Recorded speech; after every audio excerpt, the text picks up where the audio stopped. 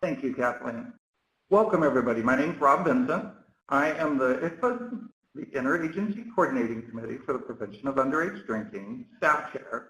And with me today, I'm joined by Johnnetta Davis-Joyce, the Director for the Center of Substance Abuse Prevention here at SAMHSA, and Dr. Ralph Hingson with the National Institute of Alcohol and Alcohol Abuse, and then joined by Dr. Elyse Grossman, who will join us from Johns Hopkins and the CDM group today to bring you our first ever community engagement meeting.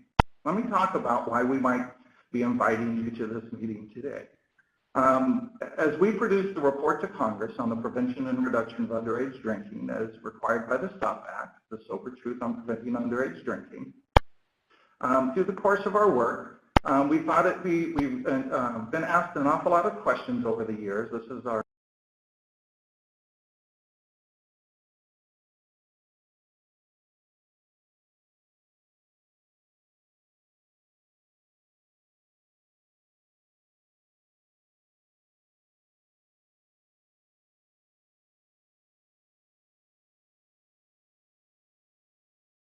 our 11th version of the report to Congress. And so we thought to give people better access to the experts in the field who are actually producing this report and providing research and information to it, we would start to host community engagement meetings. Many of you have probably participated in some of our Talk They Hear You, which is a part of the STOP Act as well. So this is an extension of that. So first let me, Kathleen, if you can flip to the slide deck for me. There we go. Thank you.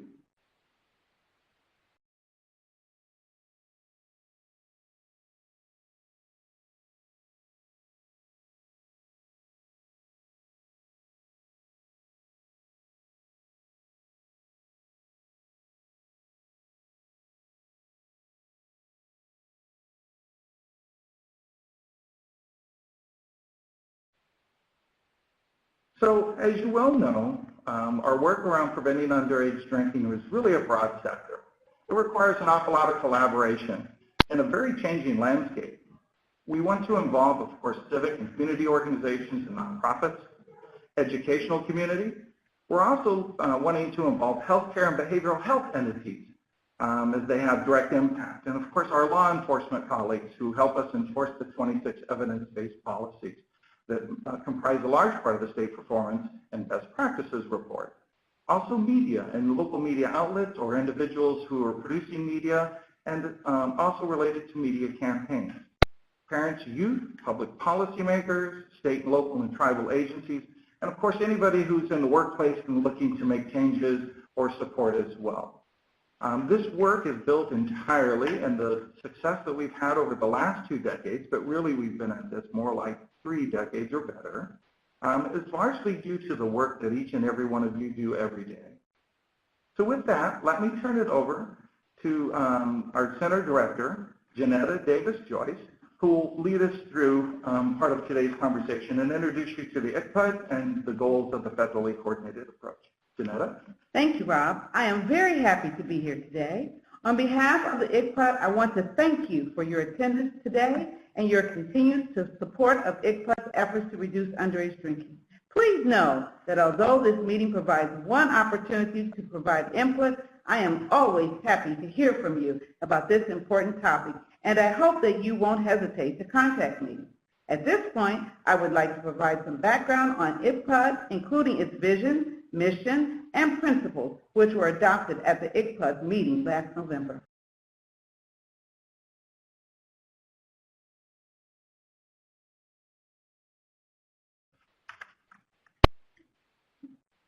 As a reminder, the Sober Truth on Preventing Underage Drinking Act, passed in 2006, was reauthorized in 2016 as part of the 21st Century Cures Act.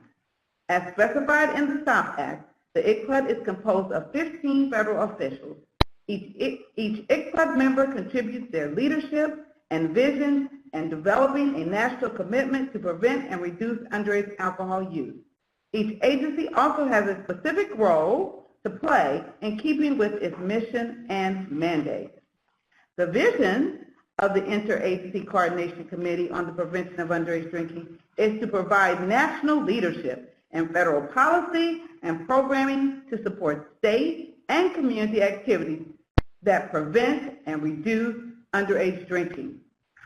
The ICCPUD mission is twofold: to facilitate collaboration among the 15 federal member agencies, state and local government, private and public national organizations, and agencies with responsibility for health, safety, and well-being of America's children and youth, to provide resources and information on underage drinking prevention, intervention, treatment, enforcement, and of course, research. Members of the ICCPUD and other federal partners commit to speak with a common voice on the prevalence, risks, and consequences of underage drinking, increase public awareness about underage drinking and its consequences, and reinforce effective evidence-based practices as part of a federally coordinated approach to prevent and reduce underage drinking. The Sober Truth on Preventing Underage Drinking Act, which was reauthorized in 2016, has three main components.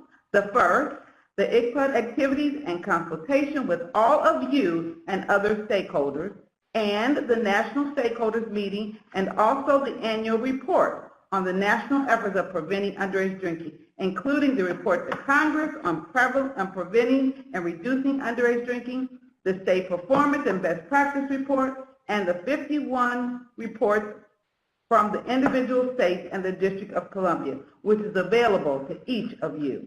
And part two, the National Media Campaign, Talk, They Hear You. And three, Community-Based Coalition Enhancement Grants, which provides funding for annual grants to community coalitions active in underage drinking prevention. In November 2018, the ICCPUD met and adopted an updated comprehensive plan with new goals and updated targets. The updated plan is available on stopalcoholabuse.gov and will be published as an appendix to the 2019 report to Congress. The 2018 comprehensive plan has three goals, which has remained the same since 2006. Goal 1, strengthen a national commitment to address the problem of underage drinking. Goal 2, reduce demand for the availability of and access to alcohol by persons under the age of 21. And Goal 3, use research, evaluation, and scientific surveillance to improve the effectiveness of policies and programs designed to prevent and reduce underage drinking. In the past, the annual report to Congress on the prevention and reduction of underage drinking was produced as one document. We now have a new format to help make the information more accessible. The report now includes national data on the prevalence and patterns of underage drinking, the federally coordinated approach to underage drinking prevention with a description of programs and policies, a report on the National Adult-Oriented Media Campaign required by the SAMHSA Act, known as Talk, They Hear You. The report to Congress is available at the URL shown on the slide. I am sure each of you will be interested in the state reports. We now have individual reports for the 50 states and the District of Columbia. Each report contains state-specific data on underage drinking and legal policies. Each report also includes information on state enforcement and prevention activities and programs collected by the annual STOP Act State Survey. The STOP Act calls for a report on state performance and best practices. This report contains descriptions of 26 evidence-based legal policies and the importance of enforcement, an analysis of state survey data on prevention and enforcement activities and expenditures, the state's performance on 6 underage drinking prevention and treatment measures. Note that focus on this report is being expanded to include treatment and recovery as well as prevention. I will now turn it over to Dr. Ralph Hingson of NIAAA who will talk about the current landscape of underage drinking, and then Dr. Elyse Grossman will provide an overview of the legal landscape related to underage drinking, including suggestions for what states can do moving forward. Then Rob Benson of CSAP will facilitate a discussion, and I hope to receive feedback and input from all of you. Ralph? Thank you, Johnnetta. What I'm going to do is, as Johnnetta said, provide some background information on the current status of underage drinking in the United States. Let me begin with some good news. The good news is that since the early 1980s, binge drinking among people who are underage has been more than cut in half. In this slide, we look at the green line is the proportion of high school seniors, the percentage of high school seniors that engage in binge drinking. It's gone from around 40% to, in 2018, about 14%. That's the lowest percentage ever recorded in the Monitoring the Future surveys. If we look at the next slide, this looks at the alcohol-related traffic deaths among 16 to 20-year-olds. And we can see, if you look at the white line, that's the number of alcohol-related traffic deaths among 16 to 20-year-olds. And we can see that there's been a large decline there, too. Just to orient you to the slide a little bit, the first white line on the left-hand side of the slide is the year that Congress passed legislation to withhold federal highway construction funds from states if they didn't raise the drinking age to 21. At that time, only a minority of states had a drinking age of 21. By 1988, all states had adopted age 21, and you can see a very steep decline, which then sort of leveled off a little bit until 2004, when the Interagency Coordinating Committee to Prevent Underage Drinking was established, and then a couple of years later, the STOP Act was passed. And we can see after those two events took place, again, the curve started to shoot down. Now, despite this progress that we've been making, underage drinking is still a problem in the United States. It's the leading contributor to injury deaths for people under the age of 21. There are about 4,300 alcohol injury and overdose deaths each year in the United States, which parenthetically, we hear a lot about the opioid crisis. That far exceeds the number of people under 21 who die from opioid overdoses. And I should point out, there was a recent national study that Denise Candel from Columbia University School of Public Health did, where she looked at medical examiner data nationwide.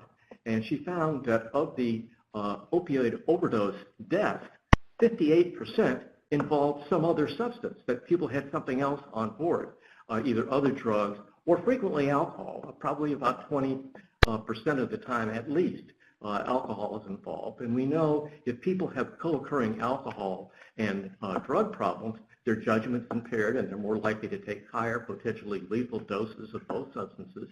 Alcohol also pharmacologically potentiates the effect of opioids.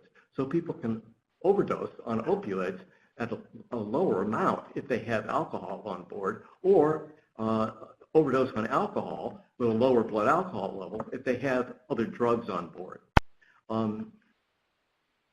In addition to the numbers of deaths, there are nearly 1 million high school students, this is according to the Youth Risk Behavior Surveys, and then according to the NISDA survey, about 2 million people aged 12 to 20 who consume 5 or more drinks on an occasion at least 6 or more times per month. This is essentially binge drinking. And these people are, and by the way, if somebody engages in binge drinking, they meet typically a blood alcohol level of 0.08, which is the legal level for intoxication in every state in the United States. Well, the young people who engage in binge drinking this frequently are much more likely to engage in behaviors that put themselves and other people at risk. They're more likely to ride with drinking drivers, to drive after drinking, so they're more likely to be in traffic crashes. They're less likely to wear safety belts, so if they're in a traffic crash, they're more likely to be injured. They're more likely to carry weapons, more likely to be injured in fights and suicides, to engage in risky sexual behavior, and to use other drugs. In fact, it looks like about 1/3 of those frequent binge drinkers report that they drink at school, and about 1/4 of them report using marijuana at school. So it's not surprising that as a group, they're at least 3 times more likely to be getting mostly D's and F's on their report card. We know from studies that have compared heavy adolescent drinkers to other adolescents that those who are heavy adolescent drinkers experience cognitive deficits. They're more likely to have problems with memory and spatial relations and executive function, judgment. And the studies that have looked at this, at first they were just cross-sectional studies, so people didn't know what came first, the heavy drinking or the cognitive deficits, or did the cognitive deficits precede the heavy drinking? Well, we now have longitudinal data, and it looks like it's a little bit of both. And we have studies now that have looked at these heavy adolescent drinkers, entered them into treatment, and followed them for a month of supervised abstinence. And they find that even after a month of supervised abstinence, these cognitive deficits remain. There's some improvement, but they don't go away. And of course, even if they ultimately stop drinking and the cognitive deficits ultimately go away, there's still an opportunity cost that's being paid. If you don't do well in high school, or don't finish high school, or maybe not get into college, or not get into your college of your choice, it's very difficult to reverse the opportunity that is lost because of heavy underage drinking. We also know that the younger people are when they start to drink, the more likely they are to develop alcohol dependence at some point in their life. Those who start at age 14 or younger, over 40% will at some time experience alcohol dependence, compared to only about 10% of those who wait until they're 21. And not only are people more likely to develop dependence, we've done research that shows that they're more likely to develop dependence at a younger age and to experience chronic relapsing dependence characterized by longer episodes, more episodes, and more symptoms of dependence. And the people who start getting dependence at an early age are less likely to seek help. When we did this national study, we dedicated the article to a young man named Brian Paul McKelvey. Brian was a 16-year-old who developed drinking problems and was encouraged to go into treatment by his parents and friends. He was in treatment and indeed in recovery when unfortunately he was struck and killed by a repeat offender drinking driver. So what does this tell us? Well, treatment is effective, it helps people, but we can't treat our way out of the underage drinking problem. We have to change the environment in which the underage drinking takes place and the behaviors that people engage in after they engage in this behavior. We've also found that early onset of drinking is related to other substance use problems, to risky sexual behavior, to car crashes after drinking, physical fights after drinking, and unintentional injuries after drinking. I like to dedicate articles to people so that it's not just numbers that we're talking about people. And I was telling a woman who was helping me organize a conference on drinking among young people about that, and tears started to well up in her eyes. She had lost her son, Michael Timothy Wilder, 18 years earlier. I thought I was being sensitive when I was telling her about dedicating articles, but I didn't. This hit me between the eyes like a 2x4. I didn't really understand the full depth of grief that people can experience over a long period of time because of somebody else's underage drinking and the consequences that it had for their family members. We've also found that starting to drink at a younger age is associated with other problems. Let's see if I can get this slide to advance. Okay.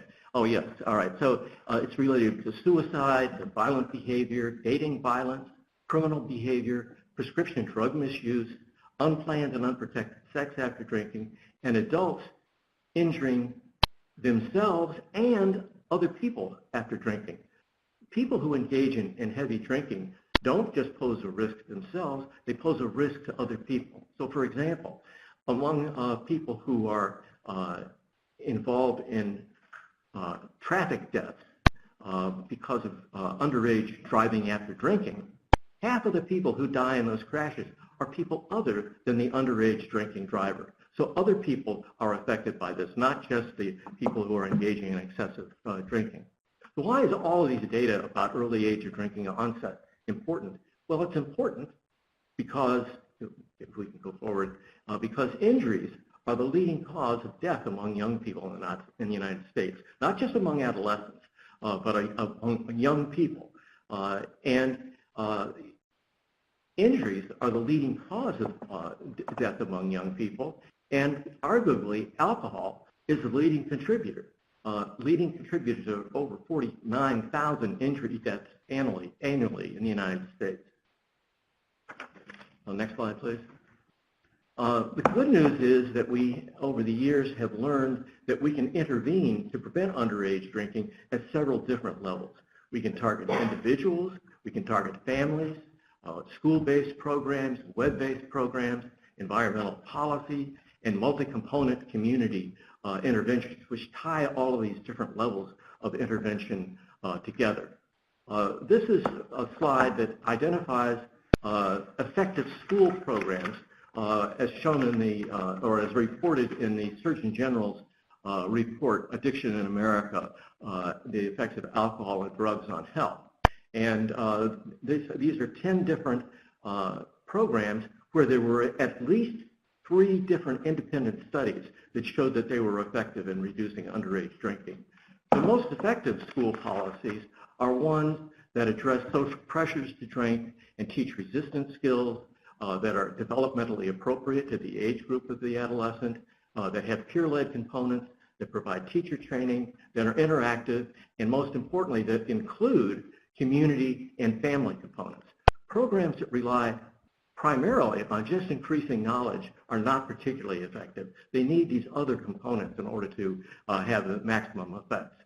Also, it's important to point out, according to the State Performance and Best Practice report that Johnnetta mentioned, there are numerous laws that many states have passed in order to further reduce underage drinking, not just making it illegal to sell alcohol to young people, but 39 states have interagency coordinating committees to address underage drinking. 25 states have strategic plans about how within their state they can reduce underage drinking and related problems.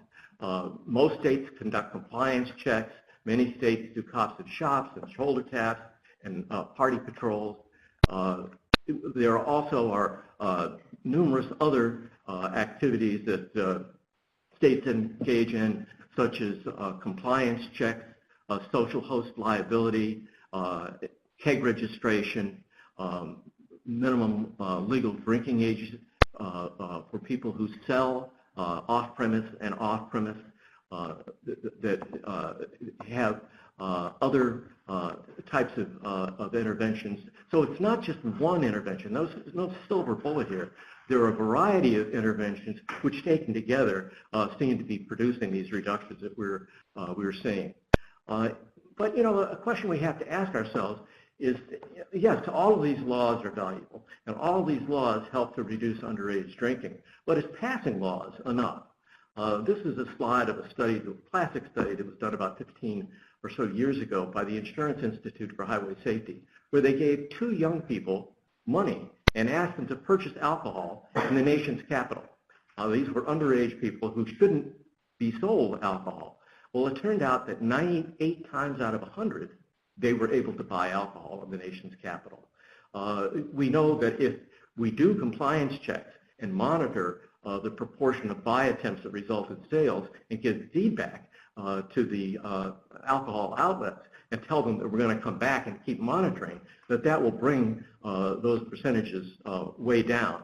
So there's a whole process of police and court enforcement that needs to take place in order to change attitudes about alcohol and its dangers, to create general legal deterrence, and ultimately to reduce driving after drinking and alcohol-related traffic deaths.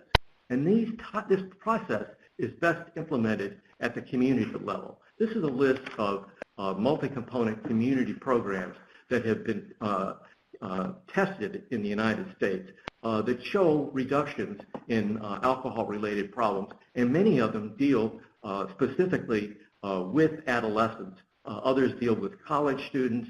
Others deal with the entire population, which includes adolescents. And I don't have time to go through detail on all of these, but I can provide a little bit of information about a couple of them. One of them was, and comprehensive community programs, typically what they do is they coordinate multiple city departments, the health department, police department, school department, alcohol, beverage control, and so on. They have clear, measurable objectives. They have strategic plans. They combine education and law enforcement. They include screening and early counseling interventions. They use data to plan and evaluate to see whether or not they're achieving their goals. They've involved private citizens. They try to be inclusive, involving both parents and youth and private organizations to reduce the problem. The first of the two programs that I'd like to cite is one that Hawkins and Catalano did.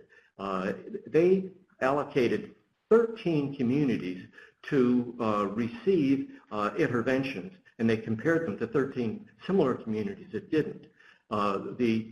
In the intervention group, the coalition members were trained to use data from surveys in their communities to prioritize the risk factors for their preventive actions, and then to use evidence-based programs targeting young people in grades 5 through 9, ages 10 through 14.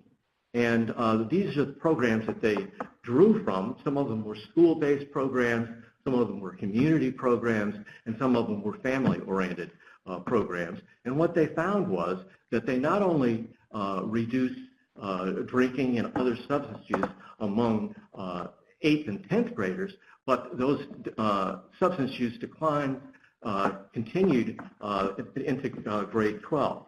Another more recent study was done by Kelly Comroe in eastern Oklahoma. This is a very interesting study. It was done in eastern Oklahoma where the Cherokee Nation resides. And half of the people targeted, half of the young people targeted in this study were Native American, most of them from the Cherokee Nation. What they tried to do was to test out whether if they combined screening and brief alcohol counseling interventions with environmental policies to reduce alcohol misuse and related problems, if the two of those approaches together would be more effective than either one alone. With the screening and brief intervention, what they did was they had social workers in each school that they studied interview every high school student every semester while they were in high school about their alcohol use, and then provide brief counseling interventions and referral to treatment if that was necessary. In the community organizing approach, they used community organizing and evidence-based strategies such as limiting alcohol from commercial sources, from social sources, and enforcement of underage drinking laws. They had media campaigns, law enforcement strategies, compliance checks. They had social host enforcement, and they had training of people who sell alcohol for responsible beverage service, how to spot fake IDs. And what they found was in both the group that received screening and brief intervention and in those that received the environmental policies, and in the groups that received both of them combined, there was less drinking going on over 12 surveys that they did while these students were in middle school and high school than in the communities that didn't receive the intervention in the comparison communities. And not only was there a reduction in binge drinking, but there was reduction in other substance use as well. And interestingly enough, Native Americans have disproportionately serious substance use problems. They found that these interventions were equally effective both in the Native American population and in the general population as well. So screening and brief intervention does seem to be effective with underage drinkers. The U.S. Preventive Services Task Force says that we have plenty of evidence that shows that it's effective with adults in primary care, but the evidence, they say, is insufficient when it comes to adolescents. Well, I think the evidence with adolescents is accumulating. Emily Tanner-Smith did a literature review that yielded 185 experimental studies of brief alcohol interventions and counseling. Some of them were done with 11 to 18-year-olds, and some were done with young adults. Overall, they concluded that the brief alcohol counseling interventions significantly reduced alcohol consumption and related problems, that the effects persisted at least a year after the counseling took place, and what was very interesting is that he found greater effects among the adolescents. They had 14 studies that focused on the 11 to 18-year-olds, greater effects with them than with the adult drinkers. So I think there is evidence that it's effective. Scott Sheldon from Brown University did a review looking at first-year college students who are still underage. They reviewed 41 studies with 62 individual or group interventions and concluded the evidence indicated such effectiveness for screening and brief intervention that it ought to be routine for all incoming college students in the United States. DiClemente published another review. This is not a review of individual articles, but he reviewed 20 literature reviews covering thousands of individuals and found that screening and brief intervention, particularly using motivational intervention, was effective with adults, with college students, and with adolescents. So the evidence is clearly there that it can work to reduce alcohol misuse among underage persons. But unfortunately, in the United States, we have an implementation gap. I did a national study a few years ago of 18 to 39-year-olds. We found that 2/3 had seen a doctor in the past year, but only 14% were both asked about their drinking and given any kind of advice about what level they're drinking poses risks to health. And the people who were least likely to be asked were the 18 to 25-year-olds and the 18 to 21-year-olds who are precisely the group that's most likely to engage in risky drinking patterns and to meet alcohol use disorder criteria. So precisely the people who should be on the healthcare provider's radar screen are not. I dedicated this article to a young woman named Helen Marie Whitty. I was asked to speak at Mothers Against Drunk Driving's 30th anniversary to give a keynote talk. And after I got done, Helen's mother came up to me to thank me for the work that I do. But before she could say one word to me, she burst into tears. She had lost her daughter 10 years earlier. Her daughter was rollerblading in a park when a car full of intoxicated teenagers skipped a curb from the road up into the park, struck her, and killed her. Again, this is an example of the enduring grief that many people experience as a result of what happens to their loved ones because of underage drinking. We did a similar survey with the National Institute on Childhood and Human Development, a national survey of 16-year-olds, 2,500 of them. 82% had seen a doctor in the past year. A little over half were asked about drinking, smoking, and other drug use, but only about 40% were told about the health risks that were associated with it, and only 17% of 16-year-olds, mind you, these shouldn't be drinking at all, were advised to reduce or stop drinking. And even amongst those who reported being drunk 6 or more times in the past month, only 24% were advised to reduce or stop. So clearly, while we have knowledge that these interventions are effective, we've got to do a lot more to have them more widely implemented. That's a target that we certainly are pursuing at our institute, and I think will help to further reduce underage drinking in the United States. So in conclusion, the research indicates that reductions in underage and college-age drinking and related problems can be achieved with interventions that focus on individuals, that focus on families, that focus on schools, that focus on environmental policy change and legislation, and then implement community programs that tie all these different levels of interventions together. So we have the knowledge. Now it's a matter of implementing the knowledge and making sure that it's widely adopted. Thank you. All right. We'll now transition to Dr. Elyse Grossman. Thank you, and good afternoon. Today I'll be talking about the current legal landscape of underage drinking.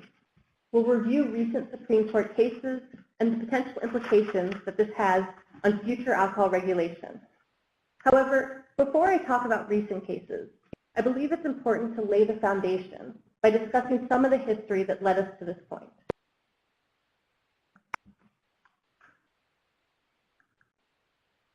The issue of alcohol and how to regulate it to prevent alcohol-related harms is not new. This is a conversation we've been having as a country for close to 2 centuries. For today, we'll start by talking about the years immediately prior to Prohibition. Alcohol consumption in the United States was on the rise. Between 1900 and 1913, beer production nearly doubled from 1.2 billion to 2 billion gallons. And the volume of spirits on which taxes were paid grew from 97 million to 147 million. As a result, drinkers and their families suffered many alcohol-related harms. There were very high rates of liver cirrhosis, of chronic alcoholism, and the increasing consumption among men led to high rates of domestic violence. The majority of drinking among men took place in saloons, and as such, saloons increased in number and importance. In 1884, 2/3 of Republican and Democratic conventions and primaries took place in saloons. Part of the issue was the way in which the alcohol industry operated. There were several large brewers across the country who would distribute the alcohol and also own the saloons. For example, pre-Prohibition, brewers owned directly or had controlling interests in close to 80% of all saloons. They wielded enormous power over retailers through the use of financial inducements, such as the extension of credit. Through these arrangements, these suppliers, who were often out of state, drove their retailers to sell as much alcohol as possible, which resulted in aggressive marketing practices that were beyond the control of local communities. And as I mentioned, since the suppliers did not live in the same state as the saloons, they were not directly observing or suffering the harms that were resulting from the saloons. The collapsing of all the tiers of alcohol production and distribution is called vertical integration. As such, in 1919, the states ratified the 18th Amendment, which prohibited the sale, transportation, importation, and exportation of intoxicating liquors from the U.S. and all territories subject to its jurisdiction, which obviously included all of the states. Now, there are both harms and public health benefits from Prohibition, which I will not be addressing today. But suffice to say, Prohibition ultimately failed from an enforcement perspective. It was too severe, too inflexible, and failed to consider individual states and their differences. So in 1933, the states ratified the 21st Amendment, which repealed Prohibition. And the 21st Amendment endeavored to minimize alcohol-related harm by delegating primary regulatory power to the states. Since the states are more attuned to the specific problems that alcohol misuse engendered within the states and can be more nimble in responding than the federal government. And this has led to different alcohol regulatory systems. For example, there are currently 17 control states and 1 control county, Montgomery County, Maryland. These jurisdictions have some monopoly over the wholesale or retail sale of alcohol within their borders. And to prevent the vertical integration of the alcohol industry from reoccurring, the country also established the 3-tier system. Under this system, each of the tiers of the sales process is separate.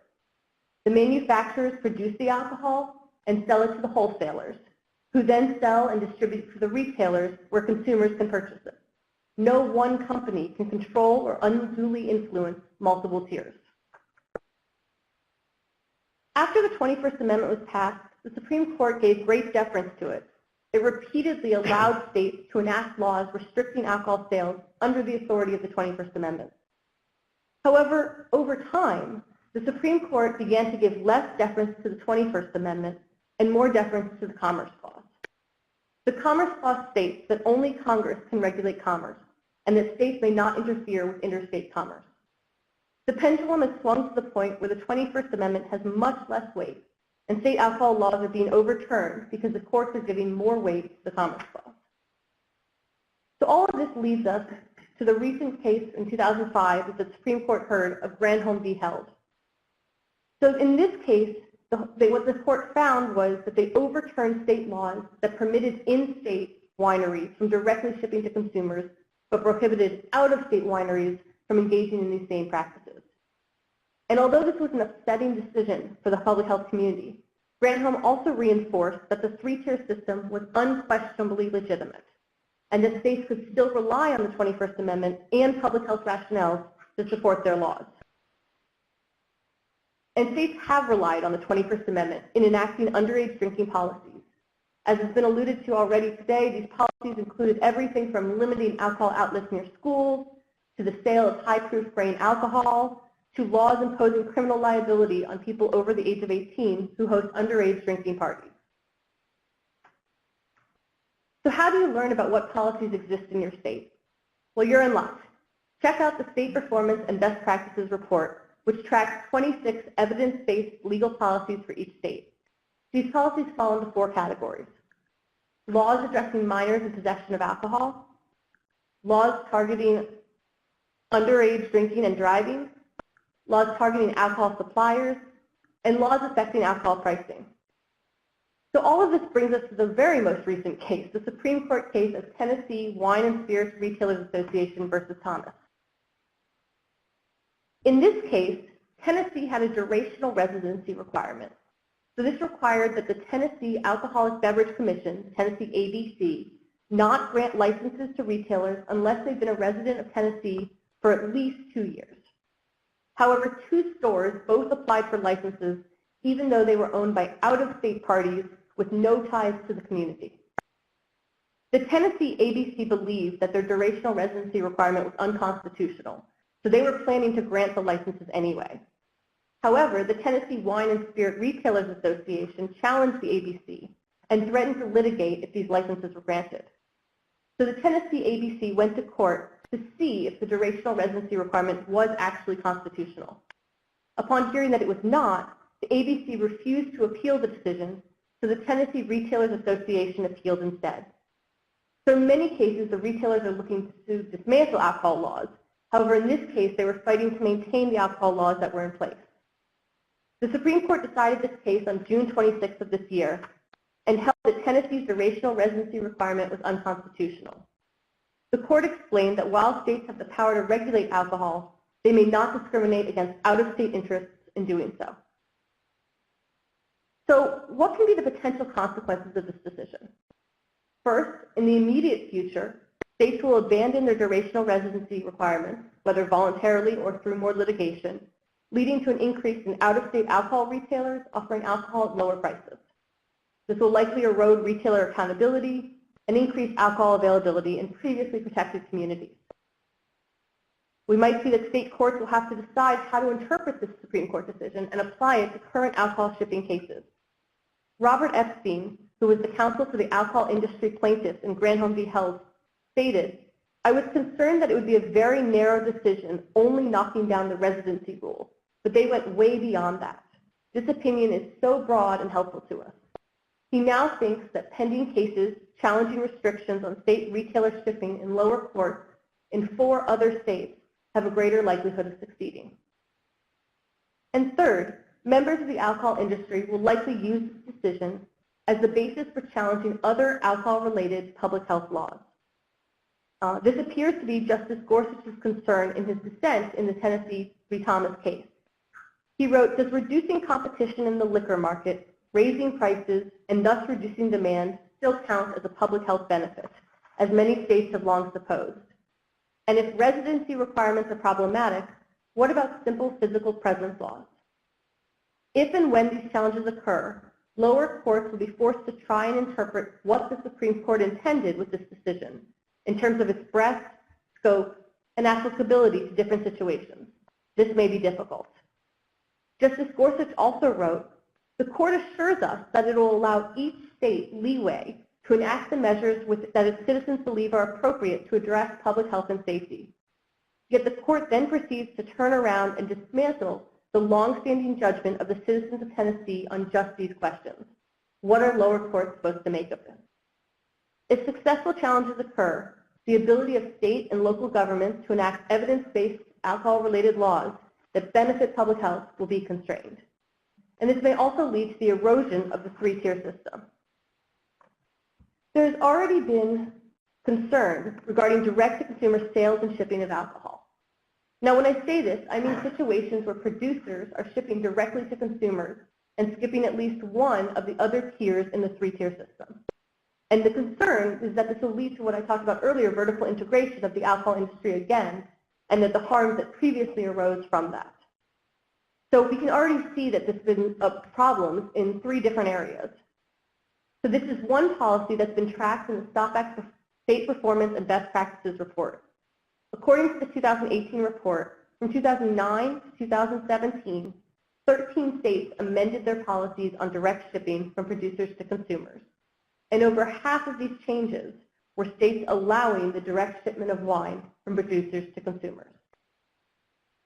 Second, recently, the Uniform Law Commission, the ULC, which is a legal body made up of representatives from all across the country that creates uniform model laws, had been studying whether to create a model law for states allowing the direct shipment of alcohol from wineries and distilleries to consumers. They heard from a variety of stakeholders, from the alcohol industry, from legislators, from public health professionals, and voted to move forward and begin drafting a model law. However, after listening to all of these stakeholders, right now their model law is constrained to helping states enforce and regulate direct-to-consumer shipping, and not to advocating for more states to allow direct-to-consumer shipping. Of course, this may always change in the future. And third, a few months ago, Amazon.com had a job posting looking for a business policy and lobbying expert to create, execute, and manage key public policy issues related to alcohol procurement and sales. Amazon currently allows Prime members to get beer, wine, and spirits delivered to their homes in a few select cities that allow it. Experts have commented that this new position would work to expand Amazon's capacity to sell and ship alcohol to consumers nationwide by advocating for the removal of state and local laws prohibiting this. So we've talked about the history and about the Supreme Court cases, and now we're going to get to the crux of what this talk is about, and what I think you're probably all waiting to hear, which is what can states and public health and policy professionals do to strengthen and protect existing and new alcohol-related laws. It comes down to the 4 T's: train, track, test, and translate. So first of all, train. We need research on different types of alcohol regulation and the impact of these regulations on public health. This means that universities must continue to train people in public health, public policy, and epidemiology, and in the skills necessary to conduct this research. And funding organizations need to continue and increase the funding provided so that academics and researchers and think tank organizations and universities can continue to conduct these studies. We also have a need for trained state epidemiologists with an understanding of substance use. Less than 2% of the 3,300 epidemiologists in the United States work in the substance abuse field. 5 of those individuals are working as alcohol epidemiologists. These 5 individuals work in Colorado, Minnesota, Michigan, New Mexico, and Utah, and that's it. It's also equally important that state attorney generals arguing on behalf of these laws understand the history of these laws and why they're important from a public health perspective. State AGs should understand the role of the research and the researchers and should be connected to and take advantage of these individuals in their states. The second T is track. For epidemiologists and researchers to conduct these studies, state and local jurisdictions need to do a better job of tracking alcohol-related administrative and enforcement data. For example, a list of who has alcohol licenses and what type of licenses per jurisdiction is needed. It's important that the list be current, complete, and publicly available so that it can be studied. For example, in Montgomery County, Maryland, they track county-level data including alcohol licenses, licensee violation histories, alcohol-related crash data, alcohol-related death data, and violent crime, among other things. This database currently includes several years of data and is available to anyone online. This is a huge asset to the county because this data can be used to map the relations between alcohol licenses, outlet locations, and health and safety outcomes. The third T is test.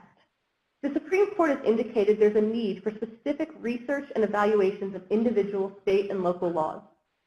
Although unrealistic to argue that states should be evaluating every law, it's both necessary and doable that states conduct routine assessments. States should understand the impact of their laws on public health and the costs and burdens of these laws on law enforcement. For example, in 2018, Maryland established a task force to study state alcohol regulation, enforcement, safety, and public health by examining state and local alcohol laws, how these laws compare to other states, the enforcement of these laws, and the public health impact of alcohol on Maryland. The final T is translate. The final step the public health community must be able to do is to translate its findings in order to connect to policymakers and drive decision making. By translating the data and the research in a manner that politicians can easily understand, it helps generate political will so that these politicians continue enacting and fighting for alcohol-related laws. So it comes down to the 4 T's: train, track, test, and translate. Thank you very much. Thank you to all of our panelists here today. So now let me bring it back to some discussion and open the lines for some questions. And there, Kathleen, do you want to go over the ways that people can communicate with us today? Absolutely. Thanks so much, Rob. If you're dialed into the conference call and would like to ask a question, please press #6 to unmute your line. If you're listening through your computer speakers, please type in your question into the Q&A box on your screen. And Kathleen, if you would put up the first polling question today. One of the things we would like to do is give you an opportunity to certainly ask any one of the panelists some questions. And then we've also had a few polling questions just to get you going and to give us a little feedback along the line. So our question today is, what topics would you be interested in learning about in the future webinars? Please choose all that apply, of course. And you'll be able to see how your colleagues are answering as well, so that may give you some information.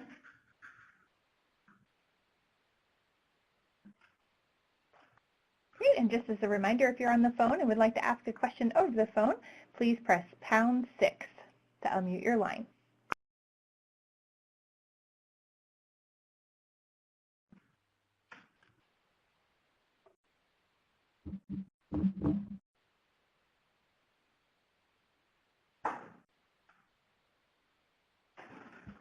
Hi, this is Corporal Heather Lynch with the Indiana State Excise Police. Hi, how are you, Heather? I'm good. How are you? We're well. So what's your question today? Well, it's more of a general housekeeping question. I was actually getting ready to type an email, but since you opened it up for questions, I was going to ask if there's a possibility to get a copy of this webinar that we can share with others in our agency, and particularly there was some information in there on the last topic that I would like to share with some of our administrators from the Alcohol and Tobacco Commission. So the short answer to your question is yes. This call and webinar is being recorded and will eventually be posted. Great. We're also on any of the slide decks, and we'll be happy to send those out to you as well. So Elizabeth, if you would be so kind as to make those available to anybody that would like those, we would be happy to do that for you. Do you have another question for us? No, that was it. Okay, thank you so much. Thank you.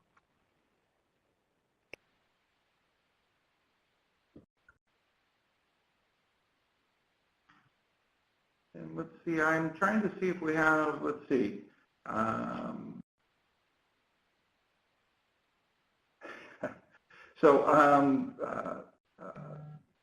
Trying to see here if I can answer a couple of these. I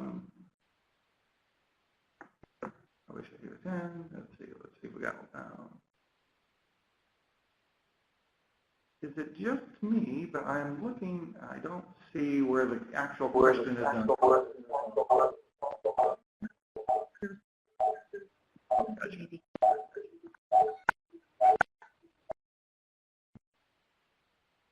Here, Rob, in the top right-hand corner presenter view, I'm going to make that a little bit larger here. Hello? Hi, how are you? Hi, am I on? Yes, you are. Please, your question is, who do I have? Hi, this is Jamie Benenda with the Massachusetts Alcoholic Beverage Control Commission. I was just wondering if any of the panelists had any information regarding 5 ml bottles of alcohol, also known as NIPs, if they've been able to come across any studies that indicate the public health problems with these small bottles or increase in drunk driving regarding the NIP bottles. And those are the small bottles, usually the ones that are on airlines. Is that what I'm understanding? Correct. Yeah. I don't know that I don't think any of our panelists, and I certainly am not aware of it, but that is something that we can take back and track and see if we have information. Ralph, did you have to? Yeah, I wanted to mention that although I don't have a response to Jamie, to your question, I'm, by the way, from Massachusetts, so I appreciate the work that you're doing. Thank you. At NIAAA, we have a alcohol policy information system where we track over 30 different alcohol policies by state. So it's broken down by state and by date of enactment. And it's a tool to help researchers do the type of policy research with the 4 T's that Elyse was talking about. I think that we have a program and have had ever since I've been director of the Institute, of the division at the Institute for the last 15 years. We have had program announcements that ask investigators to study the effects of these kinds of laws. And we recently have added legalization of recreational marijuana use to the policy system. The alcohol policy information system. Why? Because we want to find out not only what's the impact of legalizing recreational marijuana use on marijuana use, but does it have any impact on alcohol use and other drug use, other substance use? So we're interested in how alcohol policies affect alcohol use and other substance use, and we're interested in how drug policies influence marijuana and other drug use, as well as alcohol use and related problems. So I would encourage people, if they're interested in doing policy research, to go to that website and look at what the policies are in your state. We have maps that break it down. In fact, the State Performance and Best Practice document from SAMHSA, in putting that together, they rely on the alcohol policy information system to prepare the information that's in that report. Did that answer you? Jamie, apologies we don't have that, but we will go back and look into your information. And I think we have another question on the line.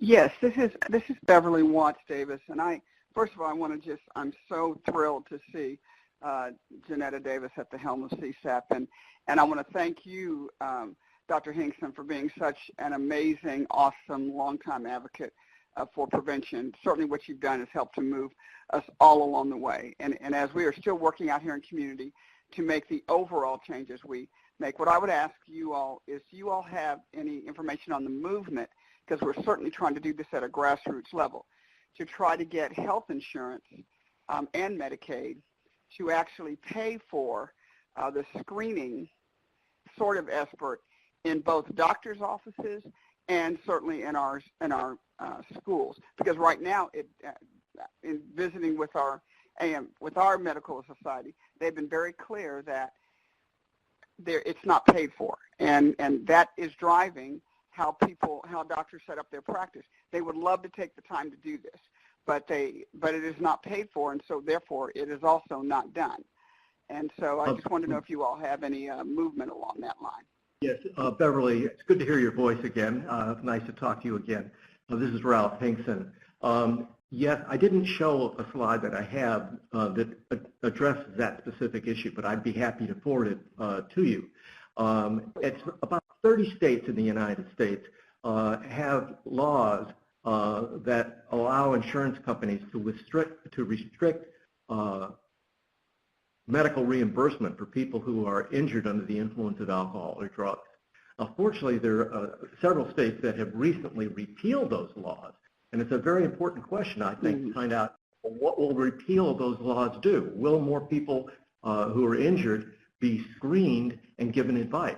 You know, if people are not reimbursed for screening and brief intervention of people who've been injured, they'll never find out why they're ending up in emergency departments and trauma centers to begin with.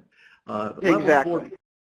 Level 4 trauma centers actually have passed a regulation that they can't be accredited unless there's universal screening of people who end up in those trauma centers as a result of alcohol. So they have to screen for alcohol in order to be accredited. So there are levers that can be used to increase screening and brief intervention.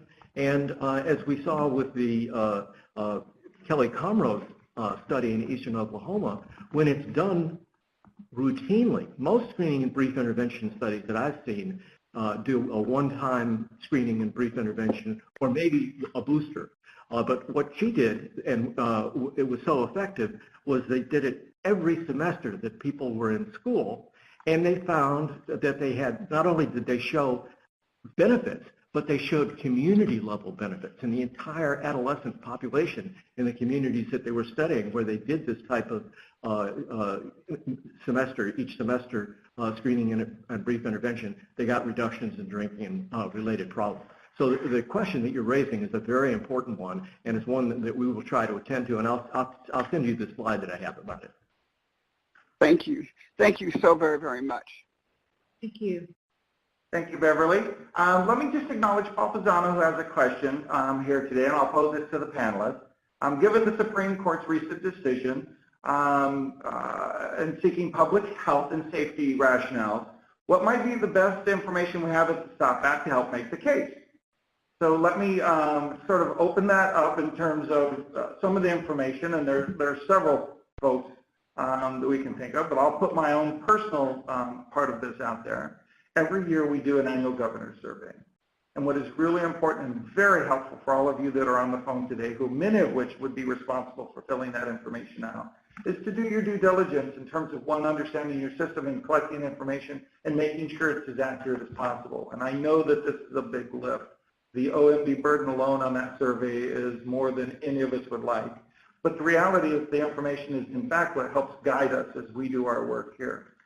So let me see if there's any of our panelists that might have a comment in terms of, in light of the Supreme Court's decision, are there things in the STOP Act or other policies that may help make the case for some of the rationale? Hi, Paul. It's Elyse Grossman. I think, we're tracking the 26 evidence-based policies in the state report and best practices report, which is really helpful and sort of a step in the future direction. And this is a newer document. So it's been really great that we sort of pulled this out and focusing on this. So I think that's helpful. And the state survey is, of course, very, very helpful, and we need people to continue to fill that out.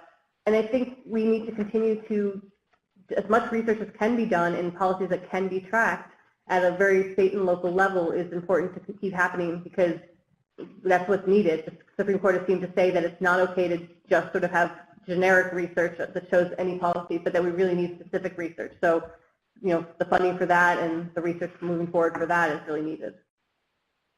The only other thing I would add to that, and Ralph, you may want to chime in a little bit, but I think as laws are changing, and I think certainly one of the areas, I heard Elyse speak to this a little earlier around training in the field and having epidemiologists and people helping track those impacts at the local level, and that may require local solutions, meaning getting epidemiologists trained up, either departments of health or the substance abuse agencies, but really starting to catalog the impacts that are happening at the local community. And that certainly is a great place, Beverly, to your point, where local community coalitions really have a chance to shine, weigh in, and assist everybody, because it's a big job, as all of you know. Yeah, there's an investigator named Jim Fell, who our institute funds, who published an article in the Journal of Studies on Alcohol and Drugs back in 2016, where he took a look at 20 of the laws that are in the state performance and best practice document, and tried to find out, are they having independent effects in reducing underage drinking? And he found out that there were 9 of them for sure that had independent effects. Those were laws against possession, underage possession of alcohol, underage purchase, use-lose law, where if somebody underage violates an alcohol policy, they can lose their license. The zero tolerance laws that make it illegal for people under 21 to drive after any drinking. Increasing the age that one can legally serve alcohol, so you have to be 21 or older in order to serve alcohol. Dram shop liability and social host laws. He said that collectively, those laws prevent about 1,100 deaths nationwide each year. Not all states have those laws, and he estimated that if all states had all of those laws, we probably could save another couple hundred lives a year. So this type of research can be done, it is being done. I think he's a particularly skilled researcher at doing this type of research. So I would encourage any of you who are interested in this to try and look up his study. It was in the Journal of Studies on Alcohol in 2016, Studies on Alcoholic Drugs in 2016. Thank you, Ralph. Yeah, this is Johnnetta. I just want to add that on a national level, it's important to have the federal agencies really support this effort, as well as everything that Dr. Hingson and Elyse has said. These things are very, very important, and it's important to support communities also with the national media campaign. That's important to keep it at the front of everyone involved in a community. And of course, having the community-based coalition enhancement grants also help and encourage this work. So we have another question from Laura Fitzpatrick, and Laura's from Local Coalition, Drug-Free Muskegon County, and you're with your hospital system, and the question is, our hospital system is adopting the new electronic healthcare record, EHRs, EPIC. Will you ever require hospitals to ensure EHRs will screen all patients? So I think you, first of all, I don't know the federal government would have a role in that particular part of it, so let me start with that. But what I would also say is that many states, there have been several states, Washington State, which I'm originally from, was a state that adopted statewide screening of all youth. If you were a child-serving agency, and that was a policy that was instituted in the state. So there are examples like that in various states across the nation, or even locally within counties or different sectors where different institutions or entities have adopted that. I always include, especially when we're talking youth, it's better to have a bigger umbrella system because that ensures a few things. But those would be really local solutions and things that local communities could do. But I think Ralph actually alluded a little bit to that, where earlier the statement was that they weren't feeling there was enough evidence to support that, but I think that tide is changing. So I don't know if you want to speak to that at all, Ralph? Well, as I mentioned in my talk, there are a number of studies that have looked at screening and brief intervention for alcohol problems among adolescents. And I cited three that reviews. The one by Emily Tanner-Smith.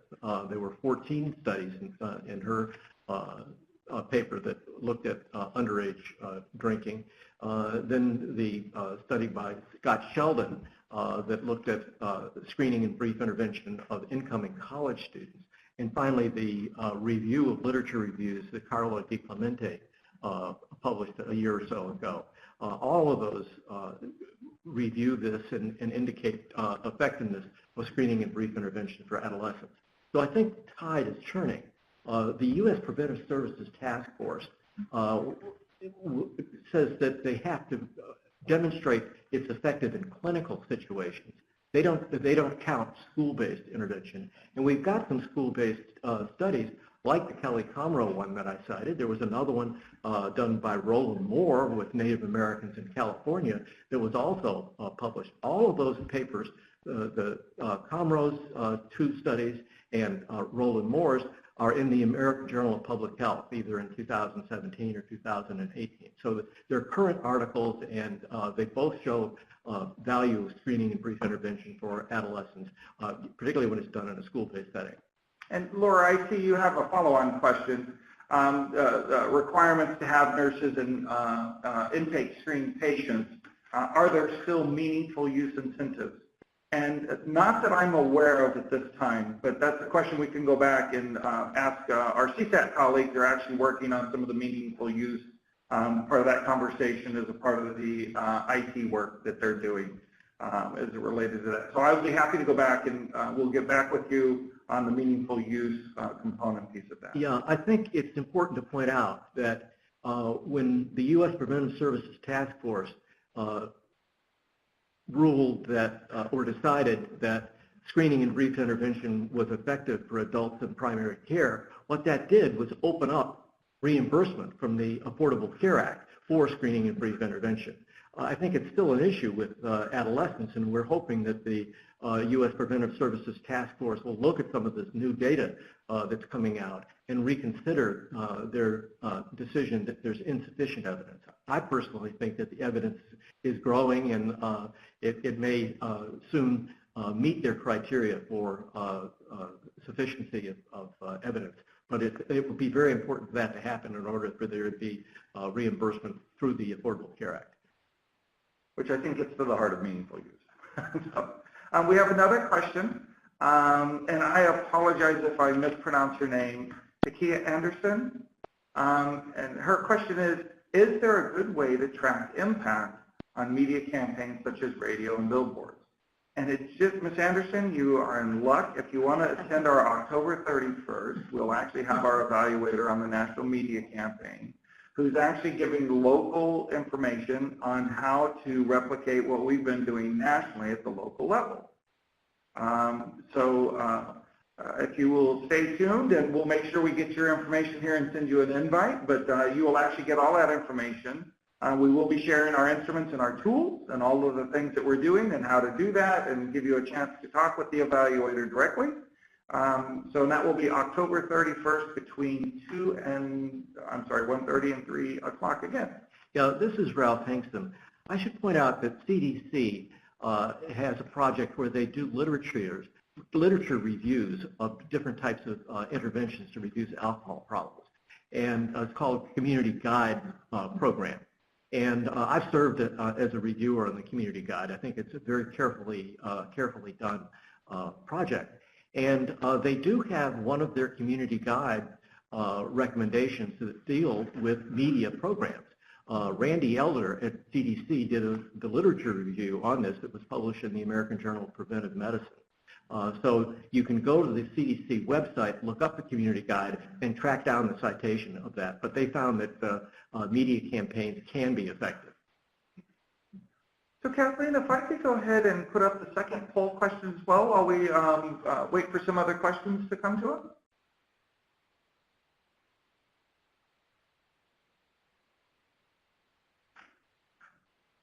And if there are any other questions, anybody else on the phone that would like to ask us a question, please feel free. And if you'd like to ask a question over the phone, please press #6 on your phone to unmute your line.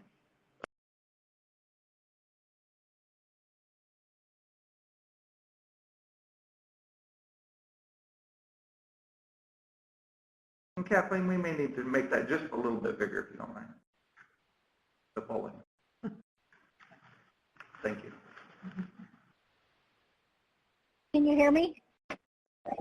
Yes. Who do we have? This is Lisa Hutchison from the Indiana Coalition to Reduce Underage Drinking, and I want to say a big hi to Johnnetta. We worked together many years ago with the Underage Drinking Coalitions, so it's great to hear your voice. I've been working on underage. Hi, I've been working on underage drinking prevention for 20 plus years now, and I have been a lobbyist for about 10. And you know, fortunately or unfortunately, other drugs have taken precedent in our state, specifically opioids. And so I know that a lot of the local communities I work with are having a struggle bringing the focus back to underage drinking because it is not, you know, the drug of the day, so to speak. Everything else seems to get the media attention, the focus of, you know, agencies, and just wondered if any of these esteemed panelists have advice on how to bring the focus back to underage drinking, which in our state, alcohol is still the most widely used drug in our state Yes, by youth and absolutely. adults. This is Ralph Hingson. I agree with you. Alcohol is the elephant in the room. If we think about all the attention that's been devoted to opioid overdose deaths, there are around 40,000 of those each year in the United States. There are 88,000 alcohol attributable deaths in the United States, and most of them are injury deaths. So they tend to affect young people more often than older people. And because they affect younger people than the chronic disease deaths, they account for twice the number of preventable years of life lost as the chronic disease deaths do. So absolutely, alcohol is a big and important issue. And as I mentioned, oftentimes the people who use opioids and overdose on opioids have alcohol on board, and alcohol pharmacologically potentiates the effects of the opioid. So they're working, it's synergistic. It's not 1 + 1 = 2, it's 1 + 1 = 3 or 4 or 5. So I think that we want to make sure that we keep attention focused on alcohol, and that we pay attention to people who are simultaneously using alcohol and other substances. I mentioned 56% of the people who overdose on opioids have some other substance on board. And we know from the literature on traffic safety that if people are driving after drug use, it increases their traffic crash risk. Not as much, let's say, as driving after alcohol at 0.08 or higher, but the highest risks are for people who drive after both using drugs and alcohol at the same time. So we can't think about these things in isolation. We have to think about particularly what happens when people are using them at the same time. And I would also say that it's important, hi Lisa, this is Elyse Grossman, that it's important we have all this research, and so when we're presented with this problem du jour of opioids, is getting in touch with the researchers in your state and looking at the research nationally and sort of presenting that, because I think showing that there's these connections between opioids and alcohol, and showing how big of a problem with alcohol, being in contact and showing politicians that there is all of this data, hopefully can sort of start switching the conversation a little bit. Yeah, I think I want to echo that and say that it's very important not only to look at the federal data. We do all kinds of national surveys. The Substance Abuse and Mental Health Services Administration has the National Household Survey on Drug Use and Health. CDC has its behavioral risk factor surveillance system, and the youth risk behavior system is monitoring the future, and so on. These are national studies, but some of them, the data can be broken down at the state and local level, such as the youth risk behavior. We're talking about underage drinking. That's a very valuable tool where it can be, most states have state level data, and in many communities, and many large communities across the country, there's community level data as well. It's that local data that drives the opinion of local politicians. And so it's important to look at that. In the area of mortality statistics, the fatality analysis reporting system that the National Highway Traffic Safety Administration has data at the national level, at the state level, and at the city level. And it's been in place since 1982. Most fatally injured drivers are tested for alcohol.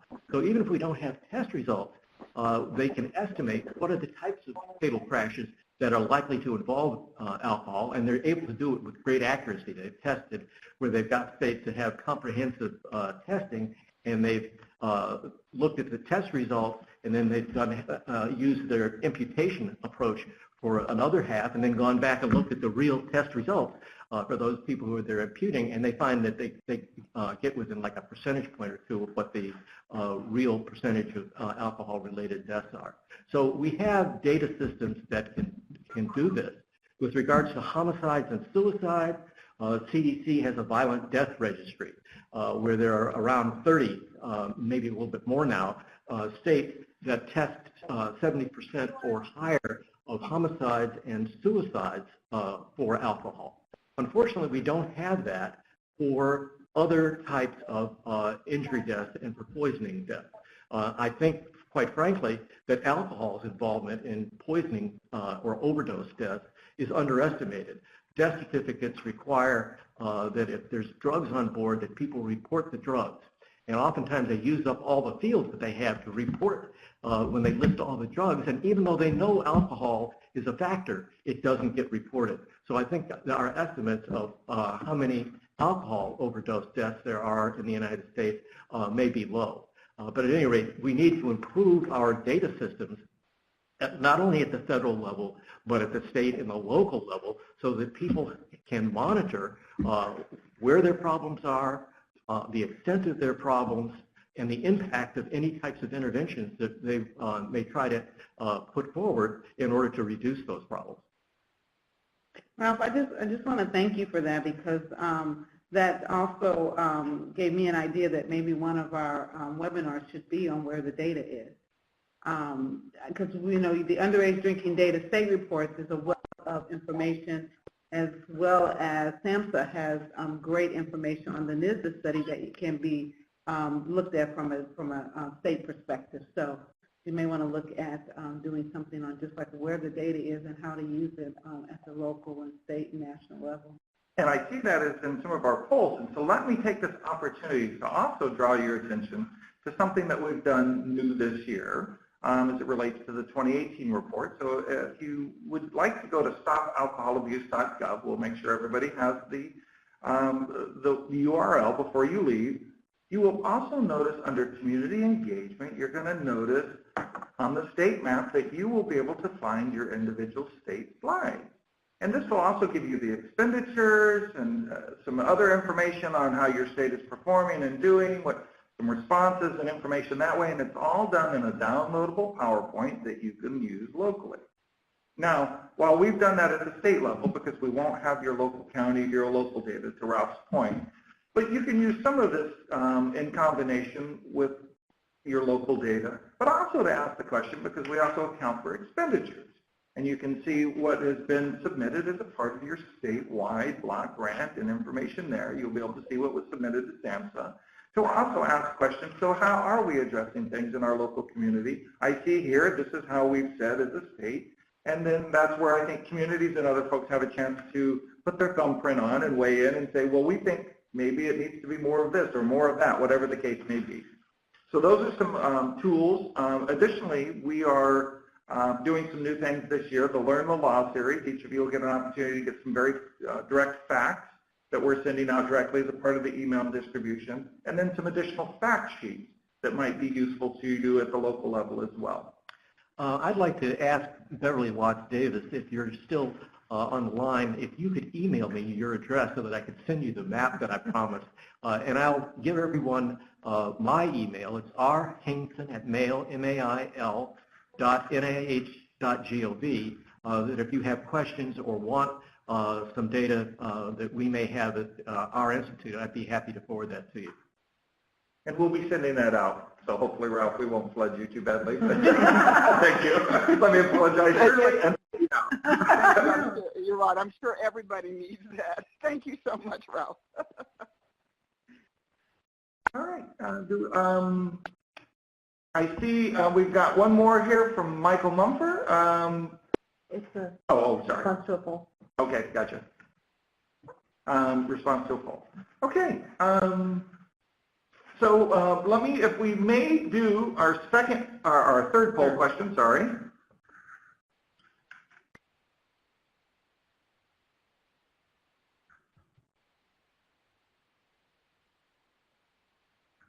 And of course, we'll open up the lines if there's any other questions that folks may have or comments. We're welcome to all.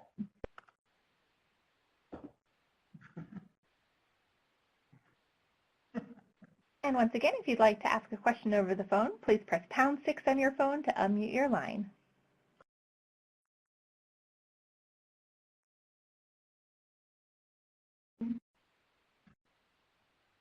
So lastly, just as one of the things that as we continue to do our work, and I would just remind people, the 15 federal agencies over the, really, it's been since '88, but while not codified until 2006, there's been a lot of work that has gone on, and I would just take this moment to thank both everybody in the community and the state, because all of the work of the ICCPUD in the states and the local ICCPUDs, if you will, or variations of that within each state, really, we published an article, I guess, 2 years ago now, in the American Journal of Preventative Medicine, where we were able to demonstrate one bright spot in all of the, I shouldn't call it noise, but in all of the things that are out there, where we've been able to demonstrate really a 2-decade decline.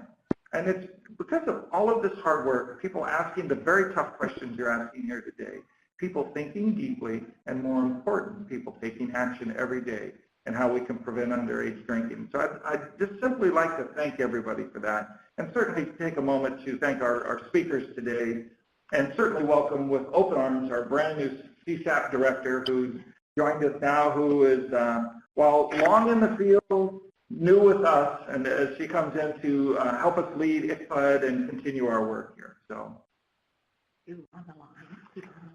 Looks like we have a couple more. Last 2 questions. So, and I apologize, Ms. Anderson, I don't want to, I see your question there. Our police department is currently understaffed. Is there any other agencies who do compliance? Depending on your state, the only other ones, and I'll ask other panelists that I'm aware of, in some cases liquor control boards may do that depending on how they're staffed up within the state. But let me just ask others, and of course we don't have our partners in NIAAA here, which would be a great moment for them. Well, I think that people can organize compliance checks and work with their local government. It doesn't have to necessarily be the police department. You can ask students to do it. You can organize young people. In some states, they have to have people. In some states, they're able to use people who are actually 21, under 21, to do the compliance checks. In other states, they're required to use people who are 21 and older, but who look like they're under 21.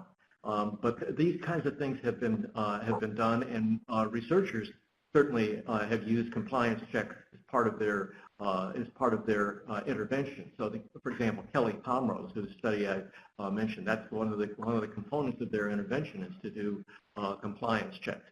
So it doesn't have to be necessarily police that do them. You may want to certainly let police know that you're doing them, so they're on board with the efforts and won't in any way try to prevent you from doing it. But it doesn't necessarily have to be police. So I know we have one more question, and then I'm going to turn it over to Johnnetta. And Michael Eisen, let me just answer this for you. Your question was, the lower federal excise tax is sunsetting at the end of 2019. What efforts are being done to make sure that the rate returns to the higher level? And of course, in this particular case, we would really have nothing that we could say and or do about that. But what I would say is that this is a local community issue. This is where communities and states get a chance to weigh in and express themselves and do civic work and responsibility. So I would tell you that those are things that I think our local communities need to communicate to their officials. Yeah, and I think that the evidence around the effectiveness of raising alcohol taxes is very clear. The CDC Community Guide has one of their reviews that looked at tax. Alex Wagner has done a large literature review, as have others. It's one of the most widely studied policies. It's difficult politically to obtain increases in taxes and alcohol price, but when it's done, it clearly reduces not only the amount that people consume, but there have been studies that show it reduces mortality and morbidity that's associated with alcohol misuse. And I just want to apologize to everybody on the phone. We are running short on time. We are 1 minute before the end of our time together, and I know there are some other questions. Please feel free to shoot us an email, and we'll catalog any of the questions or put them in on the webinar, so we'll pause there. But let me pause our questions and turn it over to our Center Director, Johnnetta Davis-Joyce, to end our day today. Well, I just want to thank everyone for participating. This has been a wonderful, wonderful call and great questions, and we don't want to stop here. So please feel free to email us other additional questions and ideas for our poll. We're here to serve you. Today, I want to thank our two presenters also, Dr. Ralph Hingson and also Dr. Elyse Grossman. Your presentations were wonderful and very enlightening. And I want to thank those who were on the call. And remember that this webinar will be happening quarterly. So please feel free to tune in with us. We want to thank you for your participation and have a wonderful afternoon. Thank you, everybody. Thank you. Thank you. Bye, everyone. We'll leave the poll up and let everybody get in. And once everybody's concluded with that, in the interim, we'll go ahead and adjourn. Kathleen, if you can just leave the poll up, and then we'll catalog any final questions that may come through. Absolutely. And this does conclude today's webinar. Thank you so much for your participation, and have a great day.